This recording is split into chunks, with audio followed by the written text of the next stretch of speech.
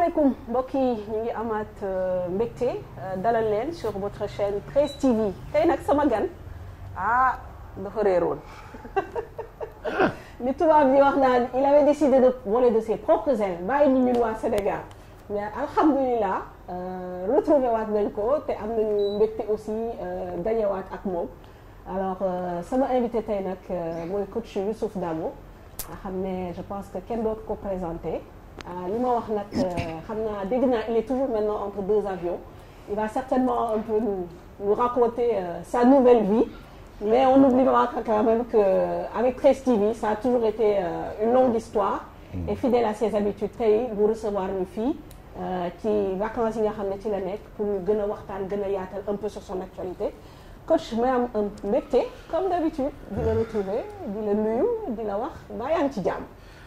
waaw maa ngi lay fay di am aussi mbégte ak contentement bu bëree bëri ci toog ak yow parce que yàgg nañu toogandoo ci ay plateau c'est vrai ba sax ñu dëkkal ma ci yow dëgg la maam rek ngay defal mais bon xam nga comme nag relation la boo xamante ni yàgg na te muy lu dëggu donc c'est toujours aussi un plaisir partager ak yow bon partager ak ñi nga xamante ni aussi ñuy suivre voilà donc dalal jàmm di la dalal jàmm voilà ba yaa ngi noppalu waaw maa ngi noppalu maa ngi profité aussi ci famille bi bu baax a baax parce que dama nekkoon à l'étranger fi ma nekkoon aussi nekkuma fa ak suma njaboot parce que bi ma nekkee fii Sénégal maa ngi fi woon ak suma njaboot bi ma waree dem Tanzanie si laa leen ñu dellu ñibbi en France et donc bi ma nekkee que ce soit en Tanzanie que ce soit au Congo nekkuma woon ak ñoom et mu nekkoon séparation bu xaw a compliqué parce que boo yoree ay doom yu ndaw aussi des fois dafay xaw a compliqué moo tax nii ak opportunité bi ma am maa ngi ci profité bu baax ak ñoom bu baax faire le plan affectif entre guillemets gisanteeg njaboot bi dajeeg ñoom alors coach peut-être duñu jaar par gauche ou par droite on va parler de l'actualité la plus récente ñëpp xam nañ ni depuis quelques mois yaa ngi Libye nekk fa ak sa doomu ndey mun naa ko waxee noonu muy Aliou Cissé ñu dégg ni nag depuis quelques mois daanaka bi ngeen fa nekkee ba léegi ci information boo xam ne d'ailleurs suñu confrère bu tudd Ibou nekk seen top team moo ko génne que fay ñu leen depuis bi ngeen fa nekkee et que daanaka sax da ngeen menacé yéen dem. ma bëggoon nag nga wax ñu un peu situation bi est-ce que c'est le cas wala du information bu wér. non du information bu wér parce que pas plus tard que tey ci suba. ñi ngi am une réunion le staff technique. avec Aliou les autres membres du staff technique par vidéoconférence. pour préparer suñu liste pour les 2 prochains matchs au mois de septembre. À l'heure où on se parle ni Aliou il est à Milan parce que il y a les super playoffs du championnat libyen qui se jouent à Milan donc il est là-bas pour superviser regarder des joueurs et voilà je pense que ku nekk ci ay disposition de départ yooyu yëpp doo ci sonal sa bopp yaa ngi heure bi jàll nga ci leneen et puis bu fekkoon ni tamit dañu nekk ci tànku dem man dugg naa feneen bu yàgg parce que non dañ koy waxante am naa ay équipes yu ma contacté yu bari yu nekkul sax Sénégal mais même réponse laa di joxe parce que am na ci engagement yu ma nekk yoo xamante ni tey jii ci loolu laa focus donc voilà amul jafe-jafe mais salaire yi ñi ngi fayeeku ñi ngi dugg wala ñu dugg non ñi ngi fayeeku mais xam nga tey la réalité mooy que ni je pense que c'est un peu partout malheureusement laay wax d'ailleurs en Afrique où di nga am arriéré 1 mois 2 mois ça c'est la réalité africaine qui est vraiment dommage et nous on fait pas exception à la règle même si on vient de commencer li si nekk mooy xam nga dañu ñëw fekk benn dëkk boo xam ne y a eu un changement en fait au niveau de la fédération un nouveau président qui est arrivé yooyu noonu yëpp dafa am ay décalage yu mu indi mais du problème mu leneen parce que la Libye ku ko xam ci lu tuuti xam ni am nañu ay ressources am nañu xaalis du équipe du dëkk bu ñàkk moyen. Tu vois donc amuñu problème moyen. Peut-être comme li may wax équipe bu bees bu ñëwoon par rapport ak président bu bees bi. Il y a eu des décalages sur certaines choses. Mais rien de méchant. Non, il y a rien de méchant. Donc yéen a ngi nekk ci disposition liggéey.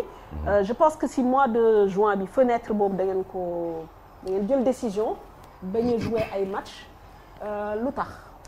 C'était pour bàyyi seen championnat déroulé parce que bëgguñu woon perturber encore déjà championnat bi dafa jël retard. Voilà déjà championnat bi dafa jël retard et on s'est dit que ni tey jii bu ñu naree jëlaat daggaat championnat bi ak date FIFA boobu dafay gën a retarder championnat bi. Donc on a préféré bàyyi leen les joueurs à la disposition de leur club ñu def seen continuer seen championnat.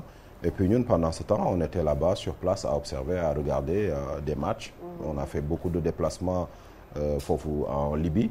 Parce que le mois de mai jëm ba juin ñu ngi fa woon. Di def ay déplacements di regarder un peu partout les joueurs. Mais c'était une décision bu ñu jëloon au niveau du staff. Pour bàyyi leen ñu concentrer ci seen championnat bañ a perturber. Tout à fait. Coach Dabo décision bi nga jël en pleine année nga bàyyi RDC championnat ba fa demoon AS Vita Club rejoindre la Ligue lan moo ko motivé est-ce que c'est défi technique ou un choix par affect parce que ñëpp xam nañu que yow Aliou Cissé am nañu assez particulier. Waaw décision rejoindre Aliou au-delà de voilà comme ni ma ko doon waxee tout à l'heure aspect professionnel comme ni ko nit ñi xamee am na aussi une relation familiale bu ñu am. Et yàgg na liggéey ak man. Yàgg na aussi bëgg officialiser liggéey boobu. Fii ci Sénégal. Amul woon opportunité bi. Pour X ou Y raison jarul ñuy dugg ci yenn détails yi. Donc avant muy dem Libye que yeneen équipe sax woo ko période boobu équipe yu bari woo nañ ko. mu woo ma ne ma telle équipe woo na ma. Et bala ma ci avancer aussi bëgg naa ñu waxtaan si parce que voilà. bëgg naa ànd ak yow ci ak fu mu mënti dem bëgg naa ci ànd ak yow. Et je sais que yaa ngi actuellement en poste. Mais kañ ngay pare. ma ne ko suma contrat ak Vita juin lay jeex. Mais bon de toute façon am nga suma kàddu. Tu vois par rapport ak ànd liggéey bi am nga sama kàddu. Et au début bi ñu wax xoolee situation bi def évaluation yi par rapport ak équipe yi bon les projets ñu opté pour la Libye bon moom bi mu signé après man ma rejoindre ko signé. Au début dama bëggoon continuer ak Vita. Mais bi ñu demee ci datu FIFA mars bi. Après derrière bi ñu mettre en place le plan par rapport ak liggéey bi ñu war a def mu nekk benn liggéey bu xaw a mu charge bi xaw a bari. Parce que tey jii nii aussi man suma rôle au niveau foofu Libye au-delà de l'équipe première aussi dama am gis-gis ci équipe U23 ak équipe U20. Par rapport ak les staff yoo xamante ni aussi dañuy nekk suma responsabilité lépp Aliou nekk ci kaw mu nekk charge de travail bu bari et ak déplacement yu bari yoo waroon def bi ma delloo Kinshasa ma waxtaan ak suma président au début wax dëgg yàlla bëggul naa ma non coach waxoo moon lool da nga ma ne woon da ngay signer après ñu continuer ba juin ma ne ko man loolu moo doon suma bëgg-bëgg mais aussi bëgguma nekk ci àq parce que tey déjà absenté naa ci période bii nii presque 3 semaines et au mois d'avril mai damay absenté waat te loolu pour man c'est pas vraiment professionnel xam nga et je préfère bàyyi ñi nga xamante ne am nañu temps ñu continuer man ma mën a concentrer wu ci leneen négocier nañ ko ay fan nag parce que vraiment bon bëggul woon wax mais bon négocier ba mu mën ma accorder loolu parce que bëgguma woon dem ci force bëgguma woon xëccoo parce que nekkuma sax en position de xëccoo parce que ci contrat la nekk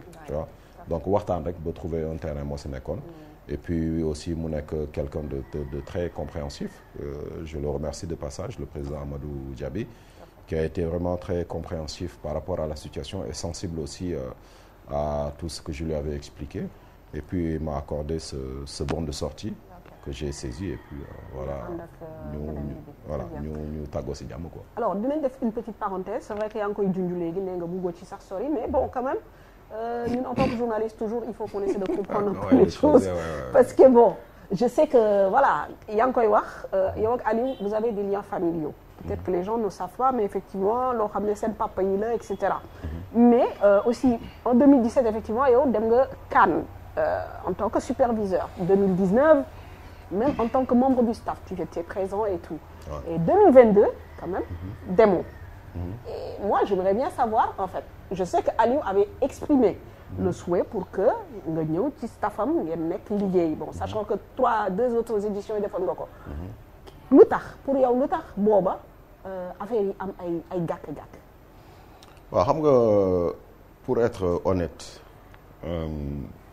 moment bi may def en 2017 boobu je venais d'arriver au Sénégal on va dire nekkoon Guédiawaye ñu bëri xamuñu ma Aliou bi may proposé sax pour que ñu yóbbu ma au niveau de la fédération même ñoom xamuñu ma woon waaye c'est qui Youssouf Dabo au niveau de la DTN et puis il se posait des questions ouais bon je le veux bon on l'a fait en 2017 foofu la ma ñu bëri xamee bi ñu demee à la CAN ñoom Mayacine foofu lañ ma xamee en 2019 ça s'est fait naturellement parce que boobu xam nañ ma commencé naa et puis boobu nekkoon naa sélectionneur U20 yore les U20 def la CAN et la Coupe du Monde et puis il y a eu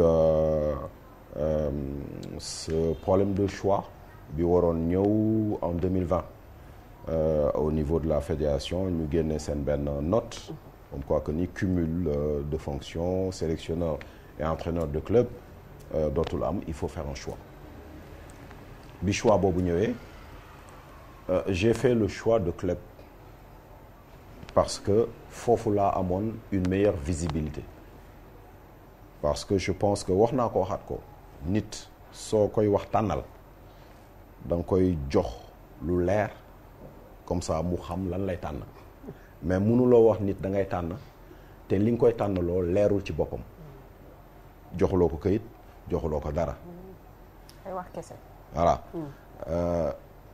liggéey la ñuy def il faut que ñu professionnel ci li ñuy def tey man ñi nga xamante ni këyit moo ma tënk ak ñoom foofu laa parce que c'est professionnel xam nga kaddu la tu vois lu bëri mën na cee changer mais la nga xamante ni def nañ ko ci këyit ku nekk téye bu ñu demee ba ëllëg wax war a am jarul wax ji di bëri ku nekk na génnee këyitam rek teg après bu boobaa wax ji dafay farankulaayu mais bu fekkee ni ci wax rek la wax ji mun na dem ay at non yaa waxoon te man wax dëgg yàlla temps boobu aw ma ko et donc bi ñu waxee waxu choix ma am fii visibilité fële aw ma fa visibilité ma dem ci li nga xamante ne moom laa am visibilité malheureusement ça je le sais il y a certains ñi nga xamante ni tey jii ñi ngi ci instance yi ça les a beaucoup dérangés parce que pour ñoom dama sànni équipe nationale tu vois alors que du loolu man sénégalais la bi may jógee France di fa bàyyi la ma fa am yëpp di ñëw samay mbokk ñenn ñi bu ma leen déglu woon du ma ñëw Sénégal mais dama ne non il faut ma ñëw sama dëkk nit ñi xamuñu ma wane sama bopp parce que dama am gëm-gëm ci li may def après bon lu nekk di nga ko dégg lu nekk dinañ ko wax mais nit da ngay xam li la tax a jóg te man xam naa li ma tax a jóg ma ñëw def li may def ba tey jii nii yàlla agsil ma fi ma agsi mais comme li may wax ñu bëri en tout cas ñenn ci instance yi décision boobu ma jël pour ñoom voilà c'est un manque de respect vis-à-vis de l'équipe nationale alors que bi may bàyyiwuma tey jii par exemple équipe nationale dem jëli benn équipe bu Guinée wala xam Sénégal laa toog donc continuer di bokk ci développement footballu Sénégal et j'aime bien benn jour maître Augustin mos na ko wax président Augustin mos na ko wax ne Youssou Dabo bàyyiwul équipe nationale pour dem à l'étranger il est là il continue à servir le football de son pays xam nga kooku am na hauteur ci li muy wax mais am na si ñoo xamante ni loolu nanguwuñ ko donc ñooñu bu turu Youssou Dabo musaan génnaat ci yenn réunions yi pour dem supervision wala pour ñëwaat en équipe nationale am na si ñoo xamante ni ñoo si teg seen tànk man bi may jotee ci yooyu parce que Sénégalais la tu vois am na ñoo xamante ni jox nañ ma cër fonk nañ ma ci instance yooyu donc dañuy communiquer ak man di ma wax waaye wax nañ lii am na fa nii naan na le chaque fois même chose lay wax Aliou dama ko daan wax ma ne ko bul xëccoo mukk boo waxee Youssou Dabo laa bëgg ñu ne la non non non ma ne ko bul xëccoo parce que da ngay uti ji mooy CAN boobu ñu dem gagné ji au Cameroun ma ne ko da ngay uti ji te kuy ut du xëccoo ma ne ko Sénégal lañ nekk xam nañu yenn mentalité yi da ngay xëccoo fii après ñu ëlbati ko contre toi bon c'est compliqué il y a des guerres internes yoo xamante ni daf lay pomper trop d'énergie et puis baaxul ci yow ñi nga xamante ni ñoom la yàlla en tout cas tànn pour ñu ànd ak yow yàlla na doon sa njiglaay et puis ñu gagné ko tu vois donc ñu dem terewul bi mu demee ñi ngi doon déggante ñi ngi doon communiquer à distance bon yàlla defal ko ndam boobu mu nekk lu neex ci Sénégalais yëpp et puis voilà loolu la mais loolu moo indi woon loolu moo indi en fait le fait que ma génn équipe nationale U20 boobu ñenn ñi accepté wuñ ko moom moo indi ba yenn blocage c'est tout du leneen leer na je pense que 3 ans après vous vous retrouvez mais aujourd'hui bu ñu xoolee aussi sur le plan statistique on se pose la question est-ce que réellement vous n'êtes pas allé vous enterrer parce que tey boo xoolee la Libye 117e au classement FIFA sur 210 pays ça fait 15 ans 13 ans que ñoom mosuñu delluwaat suñu Coupe d'Afrique 2012 sachant quand même que bon Aliou il a fait ses preuves yow aussi wax nga ko léegi liggéey nga ba am foo yegg si est-ce que c'est pas un risque que vous prenez quand même? Il y a toujours un risque le risque zéro n'existe pas donc tey jii nii c'est un challenge mënoon nañu dem foo xamante ni ñooñu gagné nañu ba pare wala am na fu ñu toll. mais est-ce que amoon ngeen opportunité boobu. bien sûr ba nii may wax ak yow. ba nii may wax ak yow am na ñoo xamante ni ñi ngi woote parce que bon peut-être bi ñu gisee yenn information yi ñu ne xaar ñu voilà ñu rebondir si rapidement ñu xam nga tey jii am na dëkk yu mag voilà yoo xamante ni avant ñuy dem Libye am na sélection yoo xamante ni qualifié à la CAN alors yu woote yu doon woo Aliou parce que Aliou bi ma waxee daf ma ne tel dëkk tel ñu toog xool ko saa waay yi yenn yi day compliqué parce que xam nga affaire bi du luxus tey mën nga ne tey par exemple je donne un exemple bu ñu jëlee le Cameroun tey ñu ne ba Aliou Cissé sélectionneur du Cameroun ñëpp dañ na da ngay jàpp ni c'est plus facile c'est pas que c'est plus facile les risques sont là-bas il y a des risques aussi donc le risque zéro n'existe pas maintenant le challenge avec la Libye mooy que ni tey dafa nekk dëkk boo xamante ni bon ñëpp xam nañ ko ci football demeewul noonu le challenge et le projet mooy tey jël Libye mais faire progresser la Libye dans le football waxuñu dañ koy jël yóbbu ko numéro 1 mondial wala numéro 1 africain non peut-être buñ fa defee ay ati at xëy na mën nañ ko réussir mais pour le moment la nga xamante ni moom moo fi nekk comme projet c'est-à-dire de permettre à la Libye de pouvoir exister sur le plan africain au niveau des préliminaires yi ñuy def ak yooyu mu nekk une équipe constante boo xam tey jii nii mën nañ ko di qualifier à la CAN. Effectivement. Et je pense que c'est dans nos corps. Et quand tu viens, tu fais le diagnostic sur le terrain, est-ce qu'il y a du potentiel? C'est des joueurs maghrébins, on va dire, même si la Libye defuñu ko ci Maghreb, mais quand je dis ça, c'est-à-dire de base, c'est des joueurs techniques. Le potentiel technique, il est là. Maintenant, il y a cet aspect mental, cette dimension spirituelle qui fait que nga mën a am une équipe. Dëkk la boo xamante ni dañu am aussi seen spécificité comme dëkk yëpp comme partout ñun la nga xamante ni tey jii moom mooy suñu mission c'est de réussir déjà à créer une équipe parce que problème mu Libye année yi yëpp mooy que sélectionneurs yi fa daan nekk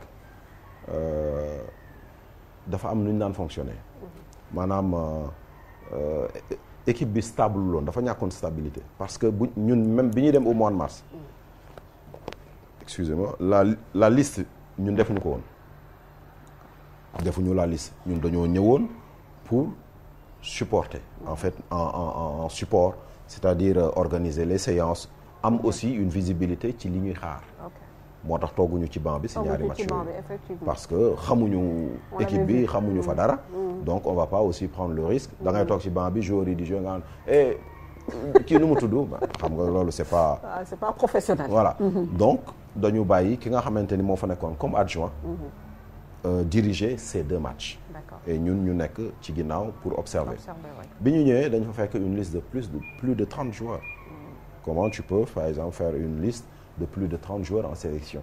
Donc à l'entraînement tu te retrouves avec plus de 10 joueurs sur la touche. D'accord. Wow. Et noonu en fait lañ daan fonctionner ñoom. dañuy jël ay 40 joueurs sur un stage de 10 jours. Et 40 joueurs yooyu mën nañu par exemple le mois prochain 20 génn 25 ñu indiwaat 25 yu bees. Manque de stabilité boobu daf leen sonal. Et dafa impacter aussi ci seen résultats yi. ñun nag dans un premier temps li ñu bëgg mooy avoir cette stabilité avec un groupe de performance.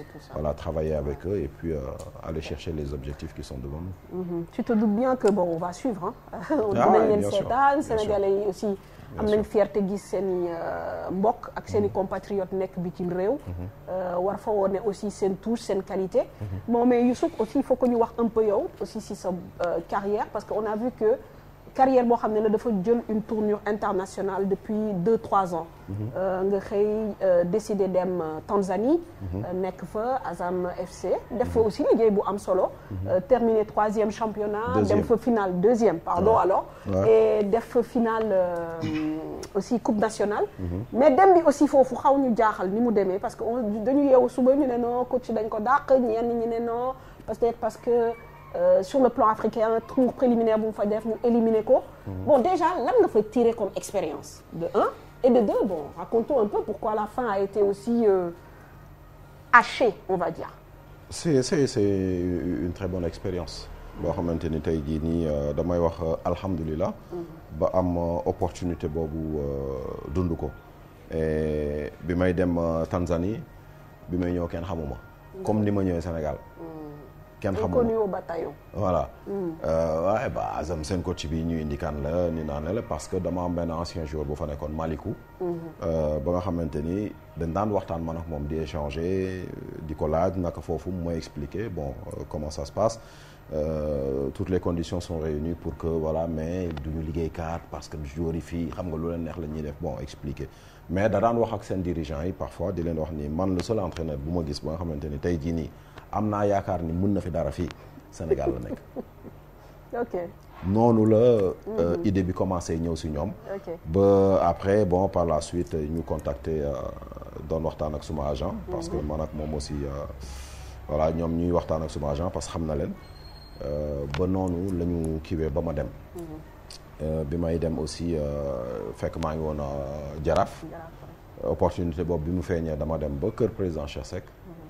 toog ak moom ak Youssou Diall waxtaan expliquer leen situation bi proposition bi mu ne ma coach man duma la téye ci la nga xamante ni ñun mënuñu la ko jox parce que sa liggéey la yor nga sa njaboot wax dëgg yàlla muy président Cheikh Seck di Youssou Diall ñuy ay nit yu am ay valeur waaw yàgguma Jaraaf 5 mois laa fa def mais ñu am ay relations yoo xam comme si def naa fa ay at. ba tey dañuy déggante presque chaque semaine ñu déggante di leen remercier aussi bu baax a baax ci compréhension boobu ak accompagnement boobu ñu ma defal ci possibilité boobu. donc bi ma demee Azam début bi projet bi foofu ñoom parce que Azam 3e rek la doon finir y a Simba Yanga devant mais dañ daan finir ak. point yu bëri différence voilà donc le projet objectif bi au départ parce que c'était un contrat de 3 ans ñoom ñu ne ma li ñu bëgg mooy même si on termine 3e on doit réduire le gap ma ne président bi man ñëwuma pour terminer 3e man xaw ma Yanga xaw ma Simba man li nga xamante ni moom laa xam te gëm ko mooy suma liggéey je suis là pour être champion coach bon xaw la ma ne leen lijjantiwuma li ngeen xam de man li ma gëm laa xam donc noonu après ñu commencé liggéey yàlla def ñu def saison boo xamante ni bi Azam existé ba tey mooy seen meilleure saison on a battu tous les records de victoire à domicile, victoire à l'extérieur, nombre de buts marqués, nombre de buts encaissés, moins de buts encaissés. On a fini deuxième, derrière Yanga, devant Simba, mu nekk lu voilà.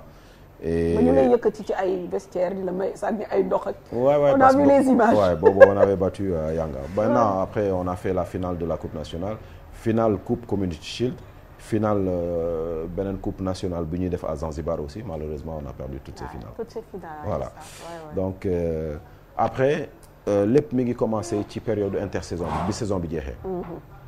Parce que bon ci période affaire recrutement bi la ñu commencé am ay. Voilà, divergence parce que il voulait partir sur un projet, récupérer des joueurs colombiens, blabla, xam nga egg sur le comme def un peu comme Mamelodi Sundowns. Waaye leen c'est une possibilité mais il faut que ñuy def ndànk-ndànk parce que avant jotoon nañu indi ñaari colombiens si ñaari colombiens yooyu rejoindre ñu ci biir saison bi kenn ki il a été très performant, l'autre il a pas été bon parce que en fait ay agents ñoo leen di wax rek ñuy dem di jël parce que soi-disant c'est des Colombiens donc forcément comme ñi ngi jouer 3e division Colombie forcément ils ont le niveau largement de jouer en Afrique mais leen non football bi dafa am lu muy demee ci foofu lañ commencé am ay divergence parce que man je parlais d'autres profils il y a voilà comme c'est une famille ñoom moom équipe bi ki nga xam moo si gën a jeune moom moo si xaw a indi yenn jafe-jafe yi non il nous faut des joueurs ñi naan na la wax on est parti de ça bon il a fait venir ses joueurs parce que à un moment donné aussi t'es coach mais tu peux pas imposer lépp lu ma bëgg dafa am ñoo xam ñoom moom équipe bi tu vois ñoom des fois dañuy imposer seen affaire mais ci biir terrain bi moom man maay jël sumay décision donc suñu problème foofu la commencé bi colombiens yi ñëwee bon ñëwuñu rek man teg leen ci côté ñëw nañu ay joueurs lañu ils ont signé des contrats comme tout le monde ma dugal leen ci groupe bi mais gis naa ni aussi doyuñ la ëpp ñu gars yi niveau problème yi foofu la commencé pourquoi tu fais pas jouer les colombiens tu vois bien sûr et xam nga tey bu ma bëggoon toogaat période boobu bu ma bëggoon toogaat Azam damay toog Azam parce que yu bëri da nga koy dégg da ngay lire ñu naan ay xawma Champions League bi la xawma lan ak lan préliminaire Ligue africaine des champions voilà te bi ñu joué fële au Rwanda ñu gagné ñu le président ki nga xam moom équipe bi parce que c'est une famille le grand frère mooy président moo ñëw dugg si vestiaire yi ne lever la tête on a perdu voilà football la mais le projet ne s'arrête pas ici. On va continuer le projet avec le coach Dabo et son staff. Ça a été clair. On est parti. ñu ñibbi dellu fële nu mu tuddati en Tanzanie préparer suñu première journée parce que dañoo jouer samedi et tout de suite le mercredi on devait jouer en championnat. ñu dem bon bi ñu jouer championnat première journée bi j'ai mis les Colombiens sur le banc encore. Tu vois sur l'UQAD bon. Il y a le jeune frère qui commence à dire ouais mais il faut qu'il fasse jouer les joueurs parce que ñii dañ leen jëndee lu cher mënuñu ñëw fii di toog banc parce que dañ leen war a jaayaat xaw ma la ma ko saa man équipe bi maa koy entraîner te kenn du ma imposer joueur daaw nekk nañ fi ba def saison bi ñuy def mosuñu am problème yooyu ñii bés bu ñu mérité jouer ils vont jouer xam nga li ñuy wax mooy gis nga jour bi may jël décision bi ñuy officialiser jour woowu ma entraîner équipe bi. Parce que joué nañ première journée ba pare bay di préparer deuxième journée ma entraîné équipe bi ba pare comme coow yi commencé woon na bëri ambiance bi neexatul daal man am na yoo xamante ni du ma sonal quoi et ma dem gis le boss le big boss on a parlé dama ko téléphone sax d'ailleurs on a parlé après ma jaar bureau ñu waxtaan bon waaw man non xam nga parfois le board il faut que nga xaw a kii ak ñoom négocier de ma ko non man je fonctionne pas comme ça am na yoo xamante ni du ma ko nangu parce que boo leen nangulee lii bu subaa ñu indi leneen et bu boobaa doole bi nga amoon pour téye sa groupe dootuloo ko am bu ma naree dem bu mënatuma am kàttan bu ma téye suma groupe ma ku nekk dem tu vois ñoom bi ñu def seen annonce nañ ko mais xam nga comme nit ñi ñoom ñooy jël seen xalaatu bopp seen imagination bopp di wax man awma jotu di tontu di wax fii di wax fële bu wax jotee dinaa wax avancé mais sur le coup bu nit ñi di wax am na ñu bëri ñu ma doon wax naan ma non da nga war a def démenti xaw ma lan ak la démenti pour mais bon à un moment donné est-ce que jar na ko aussi parce que non jot la jot la boo commencé yaa ngi bëgg dem ci leneen ñoom jigi bon voilà ku nekk nga jël sa yoonu bopp quoi waaw xam nga ku am lu mu ci bëgg a wax mu wax ko ci na ko ci wax wala mu woo la. waaw boo ma woowee man dinaa la wax. bu fekkee nag da nga bind say bind. yaakaar ni man dinaa ci réagir. non da ngay sonal sa bopp man du ma doxee noonu. donc loolu la mais su ma dem Azam bu ma neexoon dama naan ok bon je vais faire jouer les Colombiens et puis. nga toog daal ku nekk toog ci ruqam. coach aussi si départ douloureux yi bii sax est-ce que douloureux na douloureux wul trop parce que c'est une décision on va dire discutée. mais ce départ aussi du Jaraaf. parce que da nga ni bon Azam ñëw na mais dafa mel ni entre guillemets ni ñuy wax ci wolof wokk bu dajee gestu la. parce que yow tamit bi nga nekkee Jaraaf c'est vrai que bi ngay ñëw. gars yi xaar nañ la accueillir nañ la mais on a vu que au fur et à mesure que la saison se déroulait tension yi bëri woon na avec les supporters il y a eu des choses bon man aussi j'ai eu des échos que bon avec même les gens qui étaient dans le comité bon xaw ma Jaraaf je pense ils ont une façon de faire assez spéciale des fois le courant ne passait pas parce que boo ñëwee yow tamit da nga ñëw comme ni nga wax nii ak Azam am ay règles yoo xam ne da nga ko imposer et ça n'agréait pas tout le monde cette expérience du Jaraaf est-ce que elle est traumatisante est-ce que c'est quelque chose que peut-être voilà am nga ci ay regrets en tout cas s'il y avait des choses que tu pouvais nous dire sur cette expérience-là. non amul dara lu ci traumatisant pour man lu ma sonal ci àdduna bi bëriwul. ok man dafa am yoo xamante ni mënuma yëngal. parce que yàlla daf ma dimbali ma jaar ci ma am ay jaar-jaar xam nga da ngay xëy rek gis ko nii. xamuloo fu mu jógee xamuloo nuñ ko yaree xamuloo nuñ ko tettee nga yaakaar ni boo ko defee nii rek mun ko xoqatal man lu ma yëngal bariwul tu vois surtout lu jëm ci suma liggéey parce que dama préparer sama bopp jànguma rek ñëwuma rek di jàng teg plo di non def naa ay jàng yoo xamante ni tey jii nii daf lay permettre nga xam naka ngay nekkee ci environnement bi bu jaree nga wàcc romb bàyyi leen nga def ko bu jaree nga taxaw jàkkaarloog ñoom aussi di nga ko def tu vois parce que loolu mooy àdduna tu vois doo rek lu ñu ne nii rek nga daw laaxatu wala non y a rien de traumatisante par rapport ak suma jaar Jaraaf mais bu ma fooroon delluwaat tey ni ma defee woon démb noonu lay defaatee c'est-à-dire ci règles yi ñuy teg pour liggéey parce que gis nga tey bu ñu nekkee ñun ñëpp ci oto ñu nekk groupe ñun ñëpp kenn mooy dawal ñun ñëpp bu ñu amee permis kenn mooy dawal 15 yëpp mënuñu dawal kii dawal nag dañ koy wóolu bàyyi ko mu dawal mënul dawal ñu naan ko non moytu lii tëbal fii defal nii kon ñëwal dawal non bu ñu demee jàkka ja ñun ñëpp bu ñu amee xam-xam benn ilimaan mooy am àdduna mooy doxee noonu dafa am ay exemple yoo xamante ni yàlla daf ko indi pour doomu aadama di si jàngat ñëpp mënuñu jiitu yàlla day tànn kenn jiitu ñu nangu topp ci ginnaaw terewul dañuy waxtaan malheureusement dafa am ñoo xamante ni c'est-à-dire dafa am ay privilèges individuels yoo xamante ni moo leen di sonal ci yenn yi non man dootuma feeñ parce que peut-être du ma dem dootuma taxaw à gauche dañ ma ne taxawal à droite alors que à gauche laa daan taxaw foofu lañ ma daan séenee bu fekkee ni équipe bi moo la ñor c'est-à-dire tey jii nii jëmu kanamu équipe bi moo la intéressé même bu fekkee ni match bi dañ la naan bul ñëw match bi toogal sa kër te boo toogee sa kër affaire bi dox war nga koo nangu damay joxe exemple rek bu fekkee ni équipe bi moo la ñor laa wax de mais bu fekkee ni sa bopp nag moo la ñor buñ ne la toogal kër ga doo toog non doo toog parce que da nga naan non man il faut ñu gis ma non man il faut ñu gis ma mais gis la boobu noonu bu fekkoon ni day jëmale équipe bi kanam parce que man du ma gis luy jëmale équipe kanam wala luy gën a taaral organisation bi ma koy dindi dafa am yoo xamante ni c'est superflu quoi c'est superflu te amuñu jot boobu xam nga di dugg par exemple damay joxe juste un exemple à la mi-temps ñu dugg ci vestiaire gis nga mi-temps dafa nekk temps bu gàtt 15 minutes à peine 15 minutes et yow en tant que coach du 15 minutes yëpp sax ngay utiliser parce que doo dugg rek commencer ay gars yi non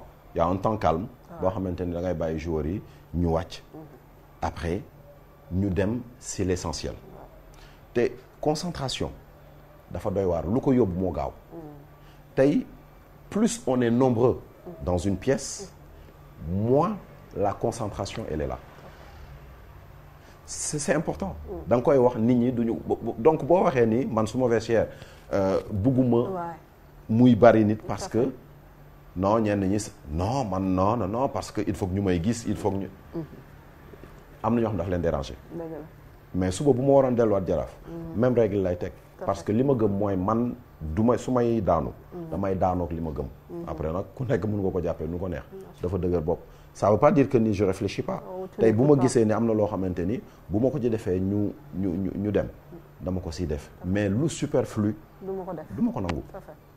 Pour parler football dem nga Tanzanie dem nga RDC bien que yàggoo fa gis nga Sénégal yàgg nga fa Sénégal moom foofu nga def say armes yëpp.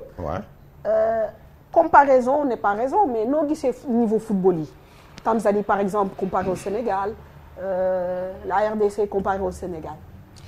waaw Tanzanie c'est-à-dire ñoom joueur tanzanien non dañuy am qualité technique bu kawe. mos naa fa indi am naa sama benn xarit bu moo fa invité woon mu ñëw nekk fa quelques jours ak man ñu koy wax Babacar Boy. ñu ngi koy nuyu. voilà da daan ñëw entraînement. avant match bi muy soog a ñëw. naan ma mais boy bu ñuy tóoroo bal bi sax du génn. mu ne ma laay mais ñii nii lañ mel. ma ne ko seen problème du technique de mais du ñu ay liggéeykat.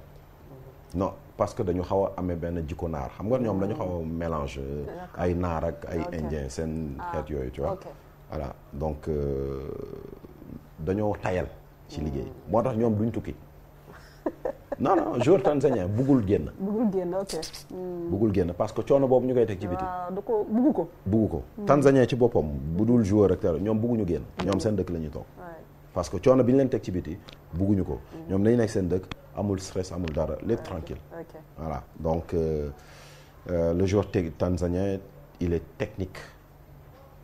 comparé ak par exemple un joueur sénégalais c'est un joueur très technique mais ci li nga xam moom la ñu amoon déficit te xam nañ ko moo tax ñu dem indi ay joueurs étrangers indi ay entraîneurs étrangers mooy c'est sur l'aspect mental et tactique ñu indi ñu leen jàppale parce que am nañu technique loolu du seen problème ñu dem indi la nga xamante ni peut-être étrangers ñoo leen mën a permettre ñu développer ko ñu def mix boobu tey jii nii on voit leur football comment ça avance seen club yi ñu ngi ci finale intercontinentale yi tu vois barki démb joué nañu ak Sénégal je pense gagné ko 2-1 bon am na benn commentaire bu ma lee benn waay bu wax Tanzanie moo ñuy gagné parce que turu dëkk bi la ñuy jugé xamuñu la fa ne ñun noonu la ñuy fonctionner Sénégalais ñun dañuy xeeb Mauritanie waaw Mauritanie mooy kan Gambie mooy kan mais malheureusement loolu moo ñuy sànq souvent voilà parce que dañuy xaw a yéegal niveau bi voilà dañuy xaw a. te foo ma ne nii moom bu ñu waxantee dëkk yëpp ay liggéey. mais ñëppay liggéey surtout ñoo xam ne am nañu ay moyens. waaw am nañu moyen waay. non moyens yi ñoom amuloo ko. bokkul tey Congo c'est différent de la Tanzanie. Congo c'est plus agressif par exemple ñoom dans leur façon d'aborder les choses même c'est pas que dans le jeu dans la vie de tous les jours il y a plus d'agressivité. D'accord. Tu vois bon techniquement aussi c'est pas mal. Ils sont pas au-dessus des Sénégalais sur l'aspect technique comparé par exemple tey jii boo doon jël le joueur tanzanien de très bon niveau voilà les Congolais ils sont pas au-dessus mais ñoo ñëpp xaalis tamit c'est-à-dire ñun suñu football moo gën a organisé par exemple footballu Congo footballu Sénégal moo gën a organisé ci wàllu championnat calendrier et cetera voilà calendrier comment les matchs sont organisés terrain yi ñu koy jouer fële c'est compliqué dañoo am problème infrastructure déjà au Congo et puis bon il y a toujours les équipes comme Vita comme Mazembe yoo xam ñoo fa nekk tey jii nii quand la situation ne les arrange pas on peut décaler les matchs ah non on joue pas parce que là on n'est pas dans une bonne période bon xam nga yooyu yëpp dafa xaw a compliqué loolu amul Sénégal loolu amul Sénégal bah voilà ñun ñoo leen gën a organiser mais ñoom ñoo ëpp xaalis c'est paradoxal mais d'ailleurs ça nous permet de rebondir parce que boo waxee Congo gis le calendrier du Sénégal ci éliminatoire coupe du monde yi ak li nga wax yëpp bon il faut être prêt mentalement pour dem xaw ma Kinshasa lañ jëm xaw ma fu ñu jëm pour dem jëli leen foofu parce que bon xam nañ classement nu mu demee Sénégal situation bi mu nekk ak presque cette obligation de victoire donc peut-être là c'est une alerte pour nous. Le Sénégal est capable de les battre là-bas parce que tey jii Sénégal am nañu ay joueurs yoo xamante ni am na yenn atmosphère yoo xam ne mënatu leen yëngal parce que voilà am nañu assez de bouteilles. Pendant plus de 10 ans ñi ngi joué en équipe nationale dem nañ fu ne. Donc loolu c'est un acquis, c'est un avantage. Mais c'est pas suffisant. C'est pas suffisant, ce sera un match très difficile où le Sénégal bien sûr peut battre le Congo. Mais ce sera vraiment un match très difficile. Ça moom il faut que Sénégal ñu préparer aussi voilà d'ores et déjà. ñu waajal seen bopp si loolu. Et puis ils ont un coach très méthodique. De ça, c'est un coach très méthodique. bu ma ko doon. méngale. Par exemple bu ma ko doon indi comme nu ma ko mën a waxee c'est-à-dire c'est un coach bi nga xamante ni tey il va mënu du ñëw rek par exemple di la song nii par exemple bu doon xeex. non mun na taxaw di déglu. bàyyi la ngay jël ay initiative muy teg ay pion tu vois si sa juum boobu la lay rayee tu vois donc loolu conseil booy jox la aussi ku mel ni Pape Thiaw nga xam ne tey moo nekk ci bopp équipe bi xam nañ ni que yàggu fi bon mi ngi ci yoon bi aussi di liggéey boo ko doon wax da nga ko naan bon yow tamit boo ñëwee est-ce que doo toog xaar déglu. non bon xam nga Pape maa ngi koy nuyu de passage aussi di ko féliciter di ko encourager di ko ñaanal aussi yéen bi yàlla oyofal ko. il a son staff il connaît son équipe il connaît aussi l'adversaire. Donc moom xam na naka lay préparer son équipe. Donc voilà man awma conseil ba nga xamante ni mun naa ko jox boo xamante ni moom xamu ko. Tu vois. Mais connaissant le coach de ça parce que de ça en 2019 à la CAN on a joué contre son équipe mais moom moo yoroon Ouganda. Tu vois. Il avait l'Ouganda. Et c'est comme ça parce que avant supervisé naa Ouganda lu bari ci tournoi boobu avant ñu jouer ak ñoom. On les avait battus 1-0 difficilement d'ailleurs. Mais il faut faire attention avec. Tout à fait. Alors coach, en parlant justement d'entraîneur, de travail qu'il faut faire, je pense que aussi si année yi ñu génn am na formation boo xam ne jël nga initiative enfin je vais même pas parler de formation aussi. boo xam ne jël nga initiative def ko mooy licence mais par contre je connais pas du tout la. CAF A. léegi loolu moom lan la lay permettre ak ban jéego la lay tax a def si métier bi. waaw xam nga boo fàttalikoo bi ñuy nekk à Tëngéej. tout à fait di def voilà di def Champions League. daaw ma toog si banc bi. parce que aw ma woon j'avais que la licence UEFA A. Alors que UEFA Pro. parce que mooy bi topp juste ci boobu.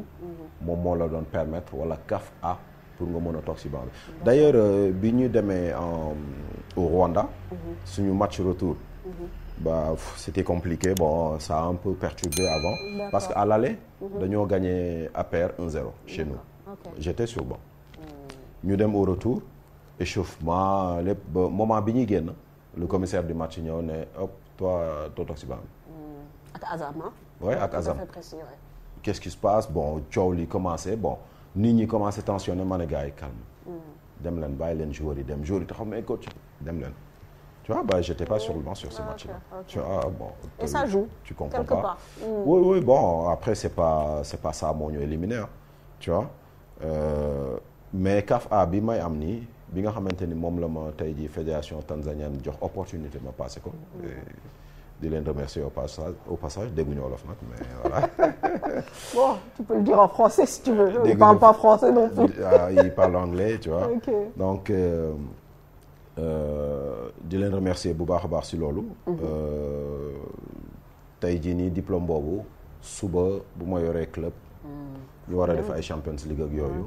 damay toog si banc bi équipe nationale ma nekk numéro 1. damay toog si banc bi donc. voilà tey jii nii voilà kenn dootu ma ne non mais ça va doo toog si banc bi parce que. ça peut créer des frustrations. Coach ñu ngi jeexal suñu waxtaan mais bëggoon naa nga wax ma un peu aussi dans 5 ans comment tu entrevois ta carrière comme ni ñu ko waxee. nekkoon nga Red Stars jóge fa ñëw Sénégal passé par Guédiawaye. Tëngéej on sait un peu les jaloore que tu as fait avec.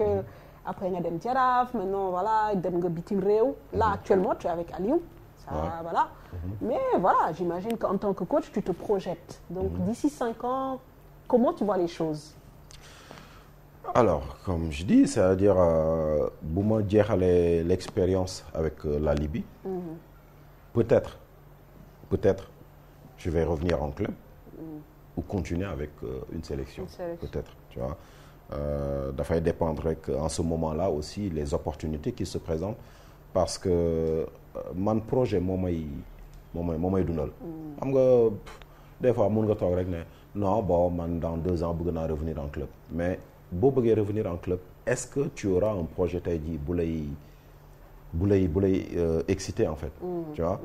Et projet bu ma ko trouver que ce soit en club ou en sélection un projet bi nga xamante ne tey jii nii c'est motivant, c'est excitant pour moi. Tu vas y aller. Voilà, je vais y aller. Alors, j'ai souvenir de discussions qu'on avait à l'époque où tu disais que am na fi nga tolloon sa carrière, tu avais besoin d'être en club parce que tu avais besoin d'entraîner. Exactement. Au quotidien. Exactement. Parce que xamoon nga ni période boobu nga toll. Est-ce que tey yaakaar nga ni tu as suffisamment d'acquis pour prendre une sélection? J'ai enchaîné en club pendant 8 ans. Et je pense que tey jii nii ku entraîner 8 ans en club, on dira jamais que c'est suffisant.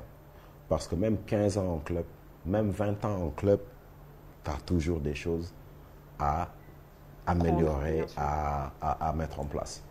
Mais le fait d'entraîner, parce que gis nga club comme laboratoire la mel. Xam nga des fois en club da ngay nekk di def yenn affaires yi gars yi non mais kii dafa waane kii dafa kii dafa lële. C'est-à-dire ñoom seen gis-gis fi muy yem la. Yow en tant que coach, c'est-à-dire tu mets en place des choses parce que loolu moo lay permettre ëllëg xam nga di nga dem ba benn moment di nga mun nga ñëw ci benn match. Damay joxe un exemple mun nga nekk ci benn match match bi di dérouler ba si yàgg parce que sa bopp bi c'est une boîte à outils. Équipe bi panne sa oto la dafa panne donc il faut que dans ta boîte à outils nga dem chercher benn pièce wala benn kii boo xamante ni tey jii nii xëy na boo ko defee mais bu fekkee ni ba nga nekkee club yooyu noonu yëpp essayé wuloo ko def mais lu dul da nga yem rek si AB waaw AB man AB laay def AB laa xam non bu ma defee AB sama doom yi nga xamante ni ñoom laa jur ñu nekk ay xale yu ndaw moom laa leen wax chaque jour buñ la joxee dara nga koy def nga gis ni dem nga ba nekk si à l'aise mu yomb mets-toi des difficultés cherche des difficultés toi-même nga def ko bul xaar ñu ne la non yokkal lii yow essaie d'imaginer des choses nga yokk ko si pour xam parce que noonu ngay progresser difficulté boobu nag boo demee ba contourner ko c'est une progression donc club laboratoire la da nga fay nekk di mettre en place des choses mais yooyu noonu yëpp mi ngi fii bu subaa nga nekk feneen moo xam club la encore moo xam sélection yooyu yëpp da nga koy utiliser donc da lay jëriñ. voilà da lay jëriñ donc dafa waane dafa kii yooyu yëpp dégg naa. dafa waane l'essentiel il faut prendre du plaisir et gagner. Voilà, c'est les résultats qui déterminent le statut d'un coach. Alors coach li may jeexale question piège la nag. parce que tey moom benn rek laa la def gis nga tey moom c'était tranquille. c'est U20 yi nga jot a jàllale sélection parce que wax nga ko sànq dem ngeen finale en 2019 ah. dem Coupe du monde. yow pour yow kan moo ci nekk di confirmer potentiel am je parle de nos jeunes joueurs sénégalais. pour yow U20 yi nga jot a am yëpp kan moo ci nekk actuellement si yoonu vraiment confirmer son potentiel soo bëggee nag ba commencer la citer ay tour am naa non équipe bi yëpp jël naa copier naa seen tour. ñi ma yoroon en 2019. kese wala ñi non ñi nga yoroon yow. xam nga parce que tey lu tax may poser question boobu parce que souvent Sénégal dañuy am tendance un peu di encenser des joueurs. Et on se rend compte que même les petites tu peux briller en petite catégorie et ne pas forcément confirmer après moo tax ma lay laaj. waay ci ñi nga jot a yor yow ñan ñoo ci vraiment nekk ci yoon bi. waaw xam nga confirmation yi mun na sax décaler. day décaler kii mun na confirmer 2 ans après keneen fële. kii def nii bon parce que dañuy jugee.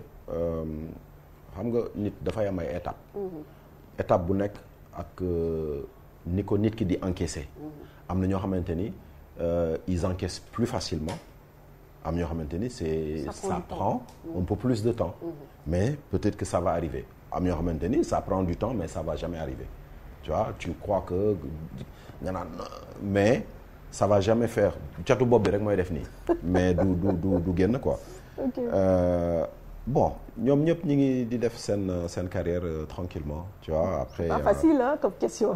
Oui c'est pas facile mais non aujourd'hui quand je vois des garçons comme Ousseynou Niang comme Moustapha Mbow au PFC. Niakhaté Ndiaye qui est là aussi. Il y a des garçons qui peuvent faire mieux. John Lopi, tu vois, c'est des garçons qui peuvent faire mieux. Il y a Moussa Ndiaye qui fait de bonnes choses. Youssouf qui peut faire mieux, c'est ce que je lui dis tout le temps. Il a eu quelques pépins physiques et tout, de gauche à droite, mais c'est un garçon qui a le potentiel pour aller plus haut. Des garçons, voilà, pour moi, ils font ñoom ñëpp seen bout de chemin. Après, il y a aussi des choix de carrière qui font que parfois, mun na la retarder. Voilà, xam nga choix de carrière dafa am solo.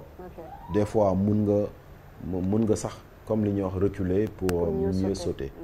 Mais bëgg toog ci benn niveau rek wala bëgg àgg fenn rek mu jaral la nga dugg foo xamante ni peut-être dañ lay fàtte.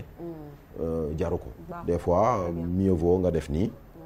pour rebondir bu baax. xam naa question yi bu mujjanteel bi moom mi ngi bëgg a bëri mais quand même xam nga une question mooy am na une autre question tey on a l'impression que c'est plus facile d'être professionnel aujourd'hui. On a beaucoup de jeunes joueurs 18 ans ils vont signer ils passent par les académies ñëw nekk ay professionnels. Est-ce que réellement cette rapidité-là n'est pas un piège parfois pour un professionnel par rapport à peut-être il y a 10 ans 15 ans c'était un peu plus difficile. Déjà pour nga signer professionnel il fallait avoir 20 ans 22 ans et cetera. Aujourd'hui est-ce que gaawaay boobu noonu du tax booy yi foog ne que des fois c'est trop facile. waaw mën na nekk parce que comme ni nga ko waxee tey la gën a yomb nag tukki beek yëpp tey la gën a yomb xam nga tey bon peut-être àgg benn niveau bi aussi c'est toujours aussi difficile mais que nekk signer professionnel rek nekk à l'étranger di fayeeku di kii tey la gën a yomb. xam nga booy yi ñi ngi dem fu nekk. ay Lettonie Géorgie France Italie Allemagne dëkk yëpp dëkk yoo xamante ni sax xam nga bu njëkk ba daawuñu fa dem pour football yi léegi ñu ngi fay dem pour football. Et c'est un piège aussi parce que tey xale bu am 18 ans boo xamante ni bopp bi ñoragul. comme ni ñu koy waxee mu jékki-jékki dem dëkk boo xamante ni nekk fa papa ak yaay moom kese moo fa nekk sama papa dafa daan wax mu ne nit bala ngay xam sa bopp nga dund sans contrainte. Tant que yaa ngi dund sa kër papa ak sa kër yaay il y a des contraintes. Contraintes yi mooy sa papa ak sa yaay mi ngi fi say mag mi ngi fi am yoo xam sañu loo ko def. sañu loo ko def seen kanam. dëgg la. foofu mënuloo xam sa bopp. da ngay yaakaar ni yow maîtriser nga sa bopp mais bés boo génnee. dem yow kese nga am sa appartement. ñu lay fay say millions weer bu dee yore sa oto. heure bu la neex dugg sa kër. heure bu la neex génn ku la neex dugal sa kër. ku la neex génne fu la neex dem amatuloo contrainte. parce que papa surveille wul yaay surveille xamuñu fi nga nekk. da ngay woote naan waa mère man julli naa sànq sax wala def naa lii sànq fekk yooyu yëpp defuloo ko. foofu ngay xamee sa bopp. et malheureusement bon ñenn ñi dañu yaakaar ni pare nañu dem gis yenn possibilités yi nu mu yombee yenn kii yi hop. ñu dévier donc mu am impact ci seen carrière. parce que dañuy am benn potentiel bu ñu wane woon avant gars yi naan non kii dina dem. mais gis nga du ñu confirmer parce que liggéey bi moo ñorul liggéey bi ñorul mooy gis nga moom dama koy faral di wax jour ma leen lii réussir loo nit kenn du ko gis lii téye bâtiment bi ñu nekk nii li ko téye kenn gisu ma ngi ci fondement bi lii téye nit kenn du ko gis am na lu ñuy gis du loolu moo lay réussir loo mais la nga xamante ni yaa ngi koy def te kenn gisu ko loolu mooy sa fondement. Donc nit da ngay wut fondement bu dëgër boo xamante ni tey jii boo ci taxawee ku la buux doo dem. mais booy yi dañuy dem sans avoir ces fondements là dem tey jii xaalis bi yomb. affaire yi yomb ñuy dugg ci yoo xamante ni dafay indi benn frein ci seen carrière bon ñu bëri nag di poser wu la question mais diw moom ba léegi tojul. parce que fekk am na lu des. am na lu des am na loo xamante ni tegu ko fi mu ko war a teg. mais léegi la gën a yomb tey jii am na ñoo xamante ni ay jours yu yàq la ñu fii tey buñ tombé woon période bi nekk nañ professionnel. bilaay léegi naa ci nga bokk xëy na. ah non bon. mi ngi noonu daal mais. mais c'est important. ku nekk ak sa jamono xale yi dégg loolu quoi xam ne que affaire bi signé la. mais après signé bi am na leneen li gën a dur c'est d'ailleurs après la signature. mais looloo gën a metti. looloo gën a metti démb xam barki démb la ñuy wax benn situation par rapport ak lu jëm ci affaire visite médicale am na ko si doon wax. man gis nga visite médicale mooy étape bu gën a metti léegi. visite médicale mooy étape bu gën a metti boo yu koy def yëpp dañuy stressé avant. bu nelaw suba da ngay def visite médicale boo yu bëri guddi gi du nelaw. parce que da ngay ñëw ñu génneel la yoo xamante ni yow sa bopp xamoo ko woon ci sa bopp. donc mooy étape léegi bi gën a metti mais signé nii rek bu visite médicale bi jàllee rek da ngay signé dem sa yoon. mais mi ngi noonu daal bon à savoir bon à savoir. àdduna ngi noonu. Ben coach, toujours un plaisir hein, de m'entretenir avec toi. Ça a été voilà très instructif. Et loolu aussi am na ci solo di jàngale ñu tamit di la jaajëfal et puis di la wax sa dernier mot. waaw bon maam di la jaajëfal di jaajëfal aussi. caméraman bi sànq ba léegi mi ngi jàppante rek. xam nga affaire yi moom amul benn liggéey bu yomba. benn yombul. voilà da ngay gis espace bi ni mu tuutee nii mais voilà il fait des kilomètres. di la jaajëfal di jaajëfal ñëpp ñi nga xamante ni en tout cas ñi ngi bëggee 13 TV. di la bëggee yow aussi. merci. di nuyu waa Sénégal bi yëpp. xam nga di ñaan yàlla mu dolli ñu jàmm. et defal ñu ñun ñëpp barke. amiin. Sutura parce que c'est le lépp xaj et puis lépp loo xamante ni aussi ñi ngi koy yootu et yàlla defal ñu si ndam mu doon lu gën su ñun di féliciter au passage le président Babacar Ndiaye bi nga xamante ni gagné na ligue bi barki démb di ko si ñaanal ndam yu bëree bëri parce que ligue mbiru Sénégal la tey jii du tëngeej dootul tëngeej c'est une expérience pour lui c'est un challenge pour lui dina ko permettre aussi moom mu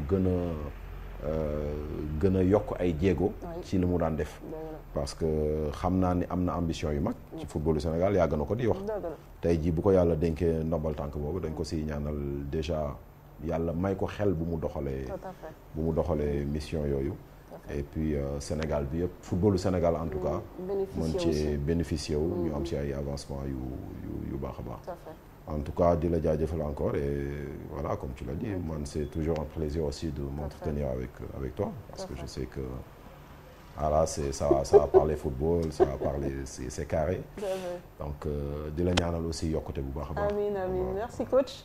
merci comme wax bi rafet na ba pare jarul ñu ci yokkat leneen xanaa lu dul di la souhaiter aussi bonne chance si sa émission. merci merci beaucoup voilà xam nga yéene yi. donc ñu ngi lay ñaanal nga nekk ca kaw a kaw comme on dit et puis yow ak Aliou aussi ngeen sagal ñu fële. ci li bi yàlla dimbali leen si seen mission di la jaajëfal bu baax. di la voilà souhaiter aussi bon retour. di remercier comme ni nga ko waxee Cheikh Siké moom ni ñu ko waxee rek jàmbaar la ci waar wi. di leen remercier di espérer que ni waxtaan bi neexoon na leen di leen jox dox daje si beneen rendez-vous merci coach et à très bientôt. merci beaucoup Mame à bientôt inchallah. ciao ciao allez ciao merci.